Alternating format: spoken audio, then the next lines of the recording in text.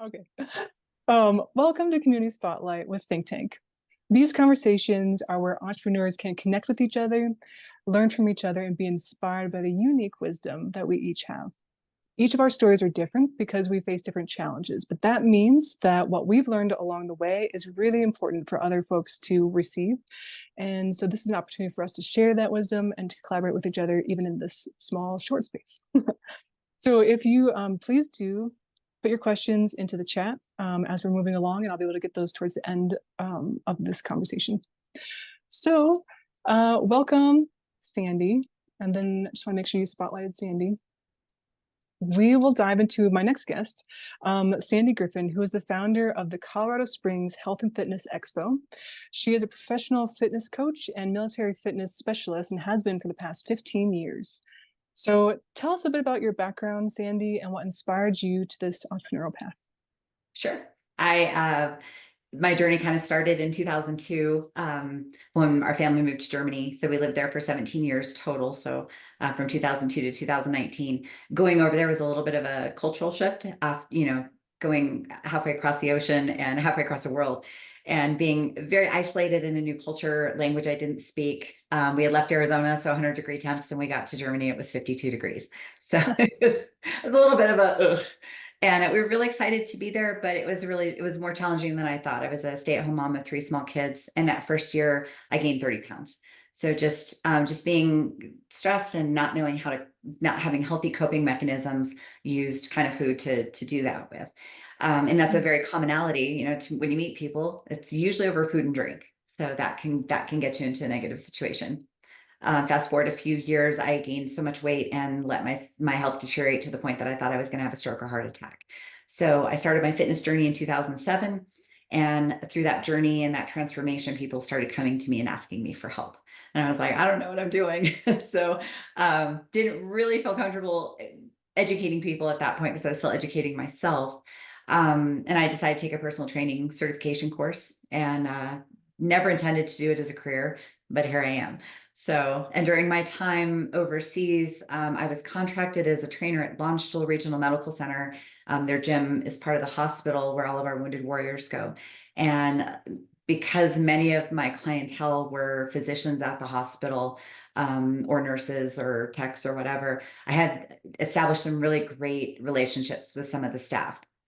And some of those staff members put together a program for our wounded warriors, which is a very comprehensive wellness program they understood that just because you're not, the stitches came out, the bandages come off, the bones aren't broken anymore, person isn't exactly healthy. They may need some, mental health counseling, emotional health, mobility, hydration, sleep, nutrition. There's so many other aspects of our health that we don't always think about or don't always put as a priority. And I was invited to be part of that team that put together this program. So then I really began as a young trainer to understand that wellness is so much more than just exercising and eating right. So when we moved over here in 2019, that was one of the first challenges, is to move your business across the ocean. And being a German business as an American had its own separate set of challenges. But I come over here and a world just opened up, with all that's available here. I had about 6 months to kind of plug into the community before the pandemic. So I truly didn't get a good start and good foothold, getting my business kind of pivoted like everyone else during the pandemic and getting a strong start with it until 2022. And that's when I really started also understanding our community. So I finally got to be a part of this community, which is really exciting. It's an awesome community, especially as a business owner, a small entrepreneur. But there was a big disconnect between our services, between our health and wellness services, and most importantly, our mental health services. A few friends and family members had suicide attempts, and we've lost multiple, military friends to suicide. But one of my clients called me in the middle of the night one time, and that's when I realized I don't know where these resources are, and this could have been devastating, So that led me to want to connect our businesses, not just our community with our businesses, but our businesses, so that we can be stronger together. I knew that as a fitness coach, I was stronger because I had this team of physicians who knew more than me, who were smarter than me, who I could ask for help, who could be mentors, who could be reference references when it got outside of my scope. And I was also a reference, a resource for them as well. But when I moved Mm. overseas, I kind of lost that. So now that I had it again with this community of physicians, I'm like, we need to do better as a community and make sure everyone has access to this and that we can all be stronger if we work together. And then our community can be stronger and we don't have to lose 1,350 citizens a year to suicide if we can help get that information out in the forefront. So that's what kind of led to the expo. And it's really powerful that you started off with fitness, which is one pillar of wellness, and really expanded that out, seeing that it's all connected. Yep. Your mental health, your physical health, every piece of this.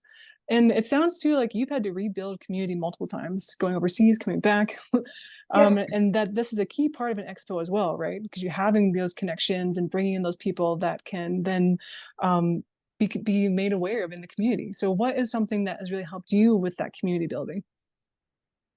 Just the willingness, like Chris said, he's not going to try to, hold all that information to himself. This community as a whole is so generous and so transparent about like what they can offer, and they're so willing to give that to you. So I've just been incredibly fortunate to have been introduced to people that just opened so many doors and windows and everything for me. Really got me plugged in and solid relationships, not just what can you do for me type relationships, but solid relationships that are reciprocal. Yeah. Well, and I remember too you talking about that some of it has been trial and error, like finding the best ways to connect in with community, and that it's taken you some time. And I wanted to ask too, because you've worked with all sorts of folks, from Olympians to corporate teams, and now with the Expo. Is there something that you could share around what like advice around resilience? Because it sounds like you've needed that through the different moves and the different phases of the things you've been doing. Is there anything you could share in regard to that? Oh yeah, my favorite phrase to help people recognize about themselves is you're stronger than you think you are. Mm. And a simple example is and it's not, I don't mean for this to be stereotypical, but typically women tend to think that my legs are strong, my upper body is weak. Um, but when you're talking about a young mother who's carrying a 15-pound infant in a car seat that weighs another 7 pounds, you're curling 22 pounds as you walk around the store or walking from your front door to your car to put the infant seat in the car. Most people don't carry one bag of groceries in their house at a time. They load up 15 bags of groceries on each hand. They're not going to make more than one trip. And when you put that Mhm. into perspective, you can lift 20, 30 pounds with no problem. Why are you going to the 5-pound dumbbells? And that concept applies in our professional life or our emotional life. We are way stronger than we think we are. That doesn't mean that there's not going to be pain and discomfort that comes along with it. But all of us as entrepreneurs, I'm sure, have failed in some aspect and learned from that. And that makes us stronger as business owners. Just like failure in the gym, I tell all my clients is a positive word, because without failure, Mm. you're not going to make change. And then if you're not going to make change, why are you here? Why are you paying me? So it's one of those, you have to get outside of, nothing grows in a comfort zone. We've all heard that term or that phrase. So, Mm. but yeah, we are way stronger than we think we are. We just have to recognize it, embrace it, and use it. And it's a really powerful reframe. So not only for the physical aspect of building strength, like you need to get to the failure Mhm. point, but mentally, like as we move through into our businesses. And so I wanted to ask some questions from the chat. One of them was, how did your cross-cultural experience color or influence the way you do business today? Um, that is a great question. And I didn't really recognize that until a few years after being here. I think having a more worldly view, and I'm talking everything: food, culture, politics, faith, um, just the way people drive, believe it or not, is a very cultural thing. It allows for a little bit more grace and patience. And it's also kind of opened up my intrigue, like what makes people different. So it helps you take a Mm. step back and look at people as truly individual, not just as Americans, but like as global, human beings. And we've traveled all over the world. So it's really, I think it helps, like have a little bit more patience with people's habits and their mannerisms and their, the way people behave. Because I have to work with a lot of different personalities. So I'm sure that would help a lot. it does. It really does. But it also opens up great conversation. If you can embrace people's differences, then you can really, that opens up just amazing conversations and really fun, just questions to ask, like, what do you think about this? Or, where you traveled where last weekend, so it makes it really fun. And it sounds like it's a big part of how you are connecting in with the community, because I've noticed that too, like your genuine curiosity. And it sounds like part of that cross-cultural experience is what helped to develop that, perhaps. But I'm sure you're just personally strong with it. You So have to another, be. yeah, I know. So another question is, as someone who has struggled with food as a coping mechanism, what are some starting points that helped you begin to manage it? The first thing is I had to identify my why. We use food as a coping mechanism because of some trauma that has happened to us, whether we are willing to admit that or face it or not. There is something that has happened to us, whether it could have been something simple like somebody, maybe you were bullied in school and somebody told you you're not smart or you're not worth it, or maybe a parent told you, like mine did, I wish I'd never had you, like there's some. And then I've worked with so many men and women who have suffered just traumatic experience, being downrange and getting blown up. That's a physical and an emotional trauma. Somebody that was sexually abused or abused in a marriage or abused as a child, or I've had somebody that lost a loved one, and they're the ones that found them. So just incredible trauma that you would look at a person on the outside and not have any idea that they've endured and suffered and overcome such crazy obstacles, and they're just amazing people. So once you've identified one, that you need to know why you're doing the things you do, but also identify your why. My why, just I knew why I was eating the way I was, because I had no self-worth. I didn't love myself enough. But then my why to fix that wasn't just for me, it was my kids. I didn't want to leave my kids without a mom. I was on the fast track to a heart attack or a stroke at one point.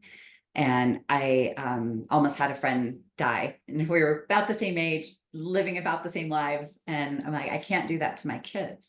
So identifying that I know I have some emotional baggage and I can't use food to fix that. I need to face that. But also I want to do this because I want to be a healthy mom. And that was my most important thing in my life, was my kid. And that doesn't necessarily have to be family, but you need to identify a why, not just I want to fit into the stress or I want to do that. That's kind of goal setting, but identify deep down, if you had to breathe or you had to do that, it has to be about that important to you. And I love that it's sort of not just the process of moving away from something, but then really defining what you're moving toward. Mm-hmm. And at least how I perceive that sense of like, what's my why? What is this vision of what this change will create? And I feel Yeah. like that's even applicable to as we face any challenges, or trying to shift the way that we're approaching something, particularly in building our business, but then also how, like you're saying, this space isn't just about business, right? It's like the whole sense of yourself. You're a whole person is involved in this process. Yeah. So having that holistic view is really, really important. And I think Um, just the other piece of that too is once you've started that process and identified your why, be patient. yes. It's taken you a lifetime to get to that point. It's going to take you a little bit to get past it. So just give yourself a lot of grace and patience, and just make sure you surround yourself with people that are going to hold you accountable, but also encourage and love you and support you. It's really, really important. And I'm really curious now that I think you've done one expo already, right? So you've done what, and you're moving into year two. Is there something that you wish you had known maybe at the beginning of the journey that you know now? Or like, what is one thing that's really stood out to you? I'll just, yeah, leave it like that. Yeah, I can't do it by myself. Okay. So yeah, last year I did it all by myself, like seriously, all by myself. Paid for it, executed it, planned it, did everything, all the marketing, all the advertising, everything. And that about destroyed me. So as strong as we are, as smart as we are, as driven as we are, you gotta have help. You gotta have help. So with Nice. big projects, don't be afraid to ask for help. No, that's really key, because often, when we say entrepreneur, sometimes we mean solopreneur, and that's a tough position Yeah. to be in. Yeah. So there's one more question in the chat, and then I, have my final question, of course. But When people get to the point that they hate their current situation at the tipping point, you could either give into despair or turn and fight your way back up. What is it that gives people or you the capacity to make the turnaround? Or what would you advise to help someone do that? That's a tough question that I'm still actually trying to figure out. There are victims and there are victors. And I'm sure you've know some people in your life that nothing is up, nothing is their fault. They're always a victim of circumstance, and they tend to stay right there because that's comfortable. And what I've discovered is people get comfortable in their misery because it's familiar. The what if is really hard. What if I fail? What if? And they don't know that, so they'd rather stay where they're comfortable, even though it's miserable. So when you have the opportunity to stay in those ashes or rise above them, that takes a switch that only you can flip in yourself. I see the potential in everyone that I work with. I see the potential for everyone to accomplish anything they want. And I am the biggest cheerleader, and I want to provide you all the tools. And like Chris mentioned, I love being an educator. I love helping people do that and discover their own strengths and use that. But that has to be your decision and yours alone. Nobody else can make that for you. But during my journey, I actually got to that point of despair where I thought I was hopeless. I'm too far gone. There's nothing anybody can help me with because I've just gained too much weight. There's no hope for me. Maybe I'll just gain 50 more pounds and then I'll be a gastric bypass candidate. And so it got to rock bottom, where I thought I was going to die. And those are where my thoughts are going. And that's not me. I'm a very positive person. So I'm like, wait a minute, something's got to change.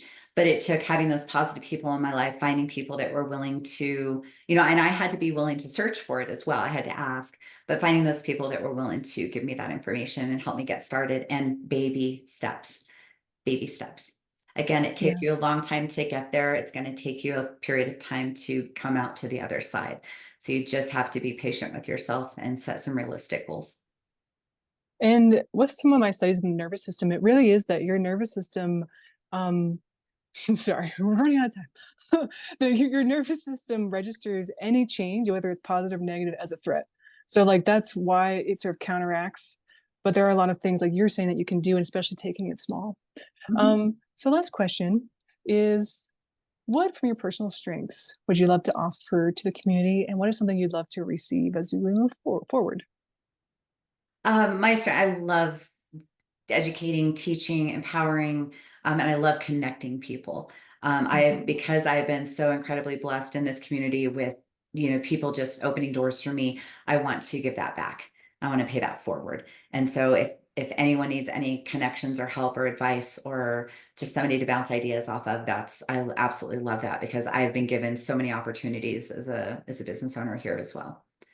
And then for me, yeah,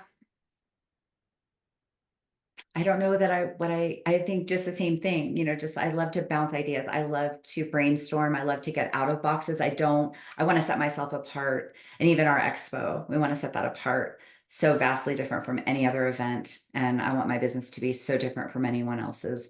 So people that are very creative and out of the box thinkers, I think that would be my ask. To connect with them, yes. Well, and you've been very proactive about that. So I really appreciate you and the community. Thank you for coming on to this, our community spotlights. And I'm really excited to see what's going to happen this next year with the expo. Thank you. It's been fun. Awesome.